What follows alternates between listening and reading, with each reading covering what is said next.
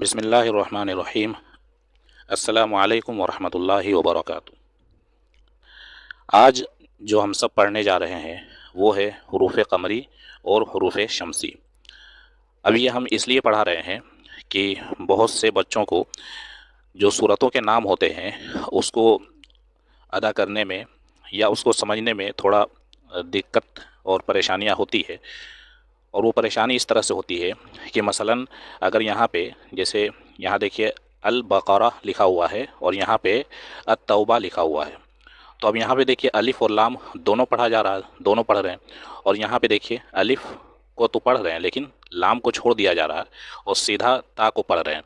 तो ये जो सिर्फ यही नहीं बल्कि और भी अगर सूरतें हैं तो यहाँ देख सकते हैं। एक मिसाल यहाँ पे देख सकते हैं कि सूरतुल आराफ यहाँ पे लिखा हुआ है, सूरतुल आराफ, और यहाँ पे लिखा है सूरतुन नहल। अब यहाँ पे सूरतुल आराफ ता को डायरेक्ट लाम से मिलाए और यहाँ देखिए ता को डायरेक्ट लाम के बजाय नून से मिला रहे हैं, तो ये सूरतुन नहल और यहाँ पे सूरतुल आराफ। तो ऐसा क्यों होता है कि कभी तो लाम को पढ़ा जाता है और कभी लाम को नहीं पढ़ते हैं। और इसी तरह से अगर सिंगल में आए तो अलिफ और लाम दोनों पढ़ते हैं और यहाँ पे सिर्फ अलिफ पढ़ेंगे और लाम को छोड़ देते हैं। तो ऐसा क्यों होता है? न सिर्फ ये कि सूरतों में इसके पढ़ने में दिक्कत आती है उसके नाम में, बल्कि अगर आप इंसानों के नाम भी देखें तो वहाँ पर भी उसको उसका सही तलफ़्फ़ुज़ अदा करने में दुश्वारी होती है। मसलन अगर आप यहाँ पे देखें तो अब्दुल जलील लिखा हुआ है और यहाँ पे अब्दुल समी लिखा हुआ है, तो बहुत से लोग जो है वो अब्दुल समी पढ़ते हैं जबकि ये गलत है। इसी तरह से यहाँ पे अब्दुल हमीद लिखा हुआ है, दाल को डायरेक्ट लाम से मिला रहे हैं, और यहाँ पे अब्दुल रशीद लिखा हुआ है, तो बहुत से लोग जो है वो अब्दुल रशीद पढ़ते हैं, या यहाँ देखिए अब्दुल रहमान कह देते हैं, जबकि सही है अब्दुल रहमान और अब्दुल रशीद। तो ये सही नाम होते हैं, सही नाम के तलफ़्फ़ुज़ हैं। तो इसी के ताल्लुक़ से आज हम पढ़ने जा रहे हैं। लेकिन सबसे पहले ये समझते हैं कि अरबी में जो हरूफ होते हैं उनकी तादाद जो है वो 28 है। अरबी में हरूफ की तादाद यानी जिसे मुफरदात हम कहते हैं उनकी तादाद कितनी है? 28 है। तो उन 28 हरूफ को दो हिस्सों में तकसीम किया गया है। एक को हरूफ क़मरी कहते हैं और उसकी तादाद 14 है, और एक को हरूफ शमसी कहते हैं और उसकी भी तादाद 14 है। तो मैंने जो मक्की और मदनी सूरतें हैं उसको जो याद करने का तरीक़ा बताया था कि अगर आप मदनी सूरतें याद कर लेते हैं तो मक्की सूरतें आपको आसानी से याद हो जाएंगी, इसलिए कि आप सिर्फ वही सूरतें बचती हैं। इसी तरह से अगर आप यहाँ पे क़मरी जो हरूफ हैं उनको अगर आप याद कर लेते हैं तो शमसी हरूफ को याद करने की नौबत नहीं आएगी, इसलिए कि क़मरी हरूफ के अलावा जितने भी हरूफ हैं वो सब के सब शमसी कहलाते हैं। अच्छा, क़मरी हरूफ कौन कौन से हैं? क़मरी हरूफ देखिए यहाँ पे ये सब के सब क़मरी हरूफ हैं। अब अगर क़मरी हरूफ में ये जो यहाँ पे एक लाइन लिखी हुई है, अगर आप इसे याद कर लेते हैं तो समझ लीजिए कि आपको क़मरी हरूफ सब के सब याद हो गए। और वो लाइन क्या है? हक़ का खौफ अजब गम है, हक़ का खौफ अजब गम है। अब इसमें देखिए ये यहाँ से यहाँ तक जो क़मरी हरूफ है 14 हरूफ वो सब के सब इसमें आ जाते हैं। जैसे हा, काफ, काफ, अलिफ, गैन, मीम, आइन, जीम, बा, खा, वाव, फा, हा, या, ये सब के सब हरूफ जो है ये इस एक लाइन में लिखे हुए हैं। तो इसको असल में याद करना है, हक़ का खौफ अजब गम है। ठीक है, अब इस पर आने से पहले ये यहाँ पे एक उसूल है, इस उसूल को थोड़ा सा देख लेते हैं। उसूल क्या है? उसूल ये है कि हरूफ क़मरी वो हैं जिनमें अलिफ लाम आता है और पढ़ा भी जाता है। क्या मतलब है कि हरूफ क़मरी पे अगर अलिफ लाम लग जाए तो उसे पढ़ते हैं, अगर तन्हा लफ्ज़ आए तो अलिफ लाम दोनों पढ़ेंगे और अगर मिल कर आए तो लाम पढ़ेंगे। अब यहाँ पे दो तरह की बातें हैं कि अगर तन्हा लफ्ज़ आ रहा है और उस पर अलिफ लाम लगा हुआ है तो अलिफ लाम दोनों पढ़ा जाएगा, और अगर मिल कर आए हैं तो सिर्फ लाम पढ़ेंगे।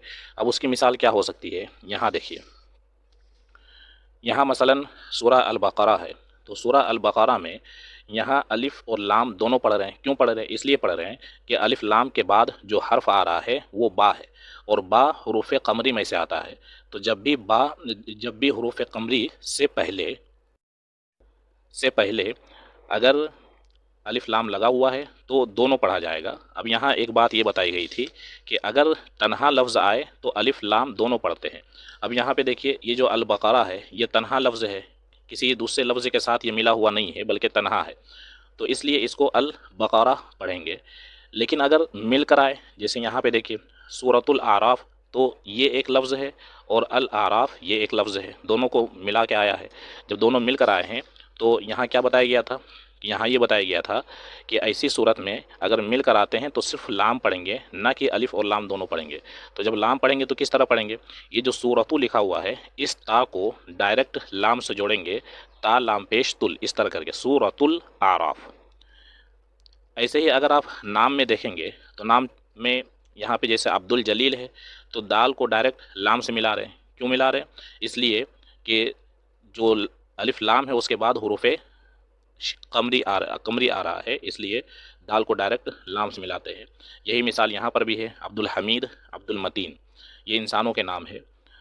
اچھا، اب اس کے بعد اگر آپ غور کریں تو یہ بات سمجھ میں آ گئی ہوگی کہ جس حرف پہ الف لام لگایا گیا ہو، تو جس لفظ پہ الف لام لگایا گیا ہو تو ایسی صورت میں اگر وہ سنگل ہے تو الف اور لام دونوں کو پڑھیں گے، لیکن اگر وہ مل کے آ رہا ہے تو صرف لام کو پڑھیں گے، الف کو نہیں پڑھا جائے گا۔ ٹھیک ہے، یہ بات ہو گئی حروف قمری کی۔ اب دیکھتے ہیں حروف شمسی میں کیا بات بتائی گئی ہے۔ اب یہ حروف شمسی ہے، حروف شمسی کے کوئی لائن آپ کو یاد کرنے کی ضرورت نہیں، بس حروف قمری یاد ہو گئے تو سمجھ لیجئے کہ باقی جتنے حروف ہیں وہ حروف شمسی ہے۔ بس اس میں اصول یہ یاد رکھنی ہے یا سمجھ لینی ہے کہ حروف شمسی وہ ہیں کہ جب وہ آئے تو الف لام پڑھا نہیں جاتا ہے، لیکن اگر تنہا لفظ آئے تو صرف الف کو پڑھیں، لام کو نہیں پڑھیں گے، اور اگر مل کر آئے تو الف لام دونوں کو نہیں پڑھیں گے۔ حروف قمری میں کیا تھا، اگر مل کر آتا ہے تو لام کو پڑھتے ہیں، الف کو نہیں پڑھتے ہیں، اور اگر تنہا آتا ہے تو صرف یہ تنہا آتا ہے تو الف اور لام دونوں کو پڑھتے ہیں۔ لیکن حروف شمسی میں کیا ہے کہ اگر تنہا آ رہا ہے تو صرف الف کو پڑھیں گے، لام کو نہیں پڑھیں گے، لام لکھا ہوا تو رہے گا لیکن پڑھیں گے نہیں، لیکن اگر مل کے آ رہا ہے تو الف اور لام دونوں کو نہیں پڑھیں گے۔ اب اس کی مثال یہاں پہ آپ دیکھیے، اس کی مثال یہاں پہ دیکھیے۔ اب یہاں پہ سورہ توبہ کا نام ہے تو التوبہ پڑھیں گے۔ التوبہ کیوں پڑھیں گے، اس لیے پڑھیں گے کہ یہ جو تا ہے، الف لام کے بعد جو تا ہے وہ تا کس حروف میں آتا ہے، وہ حروف شمسی میں سے آتا ہے، اور یہ سنگل آ رہا ہے، لہٰذا لام کو نہیں پڑھیں گے لیکن الف کو تا سے ڈائریکٹ ملا دیں گے۔ یہاں پہ کیا تھا، لام کو بھی پڑھا جاتا تھا، اب یہاں پہ حروف شمسی میں لام کو نہیں پڑھیں گے، اس لیے کہ اصول یہ ہے کہ جس لفظ پہ الف لام لگایا گیا ہو اگر اس لفظ کی شروعات حروف شمسی سے ہے تو ایسی صورت میں، اور اگر وہ تنہا ہے تو ایسی صورت میں لام کو نہیں پڑھیں گے، الف کو ڈائریکٹ اس حروف شمسی سے یعنی تا سے یہاں سے جوڑ دیں گے۔ ایسے ہی اگر یہاں دیکھیں تو سورہ الرعد ہے، الرعد، اب الف کو ڈائریکٹ را سے جوڑ رہے ہیں، کیوں جوڑ رہے ہیں کہ را جو ہے وہ حروف شمسی ہے، لام کو یہاں نہیں پڑھ رہے لیکن یہاں لام پڑھا جاتا تھا، الف لام دونوں پڑھتے تھے۔ ایسے ہی النحل ہے، الف کو ڈائریکٹ نون سے ملاتے ہیں۔ اب یہاں دیکھیے کہ دو حروف جو ہے، دو لفظ جو ہے ایک ساتھ مل کر آئے، ایک سورۃ، اس کے بعد ادھر النحل ہے، تو ہم کیا بتائے تھے اصول میں یہ بتایا گیا تھا کہ ایسی صورت میں یعنی جس لفظ کی شروعات جو ہے وہ الف لام کے بعد اگر حروف قمری سے، حروف شمسی سے ہو تو ایسی صورت میں اس سے پہلے والا جو لفظ ہے اس کو ڈائریکٹ حروف شمسی سے ملائیں گے، نہ کہ الف لام کو پڑھیں گے۔ تو الف لام یہاں پہ نہیں پڑھا جائے گا، اس لیے اس کو سورۃ النحل پڑھتے ہیں، نہ کہ سورۃ النحل پڑھیں گے۔ سورۃ النحل پڑھیں گے تو پھر یہ غلط ہو جائے گا۔ اب یہاں سورۃ الاعراف اس لیے پڑھیں گے کہ یہاں پہ جو الف لام کے بعد جو حرف ہے وہ حروف قمری میں سے آتا ہے، تو یہ اس میں بات بتائی گئی ہے۔ ایسے ہی اگر آپ یہاں پہ نام میں دیکھیں تو عبد السمیع اس لیے پڑھیں، عبد السمیع اس لیے نہیں پڑھیں گے کہ یہاں پہ سین جو ہے وہ حروف شمسی میں سے ہے، اور عبد السمیع یہ پڑھنے کا صحیح طریقہ ہے۔ ایسے ہی عبد الرشید پڑھنے کا صحیح طریقہ ہے، عبد الرحمن پڑھنے کا صحیح طریقہ ہے۔ تو اب جب بھی آپ کو کوئی نام نظر آئے، چاہے وہ انسانوں کا نام ہو یا اس پہ الف لام، کوئی عربی کا لفظ ہو اور اس پہ الف لام لگا ہوا ہو، تو آپ اس پہ ضرور غور کریں کہ وہ جو الف لام ہے اس کے بعد کون سا حرف آ رہا ہے۔ اگر وہ حروف شمسی میں سے ہے تو ڈائریکٹ اس حرف سے شروع کریں گے، اور اگر وہ حروف قمری میں سے ہے تو الف لام، اگر تنہا ہے تو الف لام دونوں پڑھیں گے، اور اگر مل کر آ رہا ہے تو صرف لام کو پڑھیں گے۔ تو یہ کچھ باتیں تھیں جو حروف قمری اور حروف شمسی کے تعلق سے پیش آتے ہیں۔ تو اب اگر صورتوں کے نام آپ کے سامنے آئے تو یہ چیز آپ ضرور دھیان میں رکھیں، اگر اس طرح کر کے کہیں پہ آتا ہے، اور اگر صرف صرف سنگل نام نظر آئے اور اس میں الف لام نہ لگا ہو تو اس میں آپ کو کچھ کرنے کی ضرورت نہیں، بس جیسے لکھا ہو اسی طرح پڑھ دینا ہے۔ لیکن اگر الف لام لگا ہوا ہے تو یہ چیز آپ کو، یہ اصول آپ کو ذہن میں رکھنے کی ضرورت ہے۔